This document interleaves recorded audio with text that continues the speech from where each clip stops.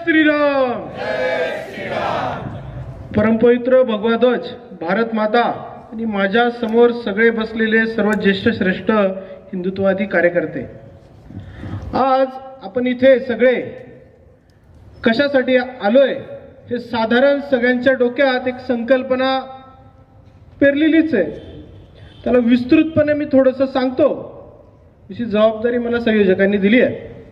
आज आपल्याला सगळ्यांना माहिती आहे की आपल्या कार्यक्रमासाठी आपण जे फलक लावलंय त्याच्यावरती आपण त्याचं म्हटलंच आहे की एक दिवस हिंदुत्वासाठी हक्काचा माणूस खासदार बनवण्यासाठी।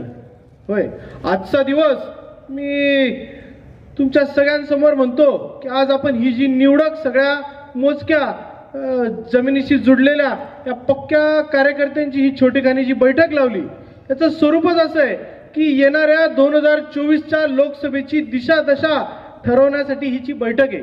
आजचा दिवस हा ह्या धुळे लोकसभेसाठी आणि आपल्या सगळ्यांसाठी अत्यंत महत्त्वाचा आणि अभूतपूर्व दिवस ठरणार आहे।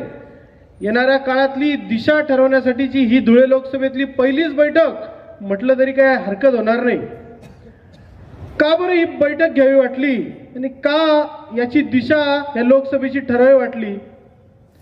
आपण बघतोय गेल्या काही दिवसापासून अनेक गोष्टींना आपले सगळे कार्यकर्ते सामोरे जात असतात। तसं धुळे लोकसभेचं सगळं गणित बघितलं तर आता ह्या 6 विधानसभा क्षेत्र आहेत।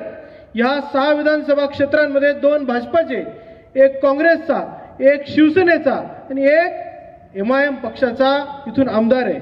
2 MIM पक्षाचे आमदार आहेत। मी तर म्हणेल संपूर्ण महाराष्ट्रातली केवळ एकमेव लोकसभा क्षेत्र हे असेल की याच्यातून 2 MIMचे खासदार निवडून आलेत, आमदार निवडून आलेत। तर भविष्यातली ही धर्मांध शक्ती दिवसेंदिवस वाढते काय अशी सगळी चाहूल लागायला लागली आहे। काय झालं बरं? मालेगावची आज मध्यची परिस्थिती जर बघितली तर ह्या भागातून 1947च्या वेळेस इथला हिंदू बहुसंख्य होता, तो कमी कमी कमी कमी होत आज 15%, 10% इतक्या कमी संख्येपर्यंत आलाय।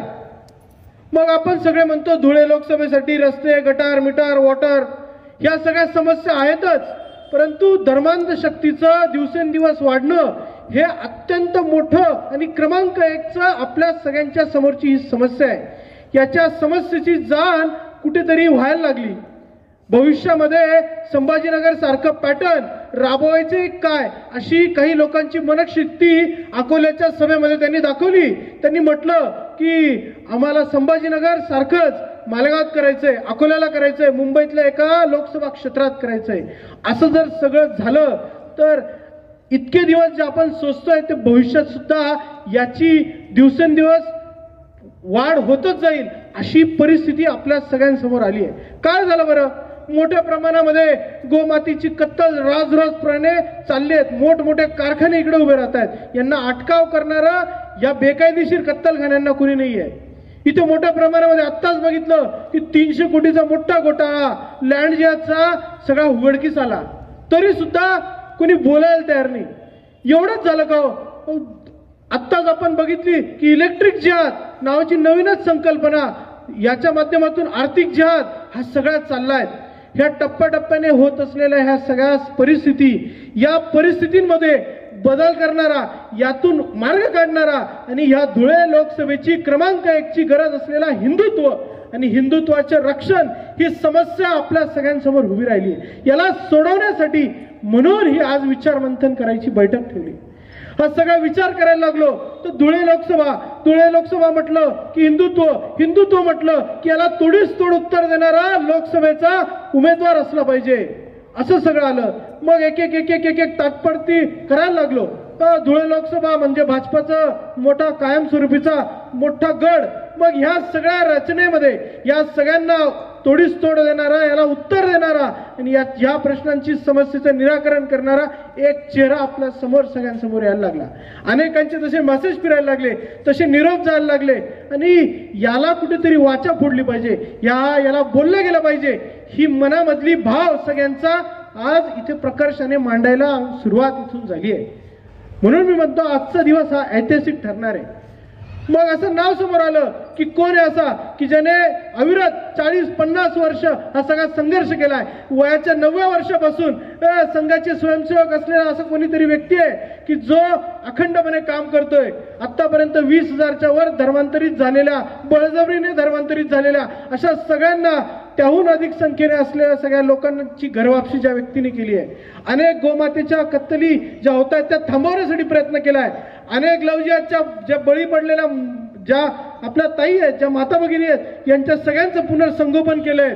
अनेक शेतीविषयक प्रश्नांमध्ये तोडीस तोड उत्तर दिलंय. असे व्यक्ती दुसरं तिसरं कोणी नसून आपल्या सगळ्यांचे आवडते लाडके आणि प्रदीप आबा बच्छाव हा चेहरा. हम तुम्हारे साथ हैं, आवाज तुम आगे बढ़ो, हम तुम्हारे साथ हैं. हा सगळा चेहरा समोर आला. आम्ही सगळे त्यांच्या पाठीमागे लागलो.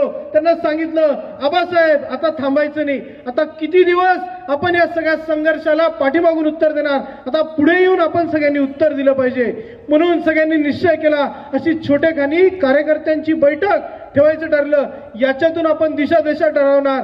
याच्यातूनच आपण आबांनी लढावं की नाही लढावं, की याच्या पुढे कसं जावं, आणि आपला सगळ्यांच्या मनामध्ये असलेला हा अट्टहास आबांनी पूर्ण करावा, हे मी इथे या ठिकाणी नमूद करतो आणि थांबतो. संयोजकांनी ह्या सगळ्या सखोल हिंदू समाजाच्या वतीने मला प्रास्ताविक मांडायला दिलं त्याबद्दल सगळ्यांचे धन्यवाद व्यक्त